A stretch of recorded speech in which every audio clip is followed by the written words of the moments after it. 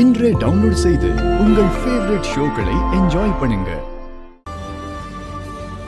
மனசுக்குள்ள எவ்வளோ வலி இருந்தாலும் இந்த போட்டோல அவரை பார்க்கும்போது எல்லாமே மறந்து போயிருது. என்னங்க பாக்குறீங்க? என் வாழ்க்கையில நீங்க வந்தது விதியா சதியான்னு கேட்டா எனக்கு பதில் தெரியாது.